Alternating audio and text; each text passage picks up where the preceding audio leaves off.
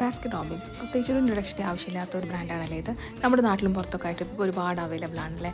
ഇപ്പോൾ ഇതിലെ ഒരു സംഭവമാണ് ടിപ്പ് എന്ന് പറയാൻ പറ്റില്ല, പക്ഷേ എനിക്ക് ഇപ്രാവശ്യം ഞാൻ നോക്കിയപ്പോൾ എനിക്ക് വർത്തായില്ല സംഭവമാണ്. സാധാരണ നമ്മൾ വന്നു കഴിഞ്ഞാൽ ഞാനൊക്കെ ഇവിടെ വന്നു കഴിഞ്ഞാൽ ഇതിൻ്റെ ഇതൊക്കെ ഒന്ന് ടേസ്റ്റ് ചെയ്ത് നോക്കും, കൺഫ്യൂഷൻ അടിച്ച് ഏതെങ്കിലും ഒരു സ്കൂപ്പ് എടുത്തിട്ട് പോകും. ഇപ്പോൾ നമ്മൾ 2 സ്കൂപ്പൊക്കെ വാങ്ങുന്ന ആൾക്കാരാണെന്ന് വിചാരിക്കുക. സപ്പോസ് മീഡിയം 2 സ്കൂപ്പ് എടുത്തിട്ട് പോകുന്ന ആൾക്കാരാണ് വിചാരിക്കുക. നമ്മൾ 2 സെപ്പറേറ്റ് സ്കൂപ്പ് എടുക്കുകയും ചെയ്യും, അത്യാവശ്യം നല്ല റേറ്റും ഉണ്ടാവില്ലേ.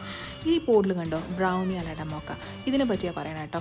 അപ്പോൾ ഇതിനെന്ന് പറഞ്ഞു കഴിഞ്ഞാൽ മറ്റേതിനേക്കാൾ നമ്മൾ 2 സ്കൂപ്പൊക്കെ മേടിക്കുന്ന ആൾക്കാരാണെങ്കിൽ അതിനേക്കാൾ കുറച്ചും കൂടി റേറ്റ് കുറവാണ് ഈ ബ്രൗണി അലട മോക്ക എന്ന് പറഞ്ഞാൽ. അതിലും 2 സ്കൂപ്പ് ഐസ്ക്രീം തന്നെയാണ് വരുന്നത്.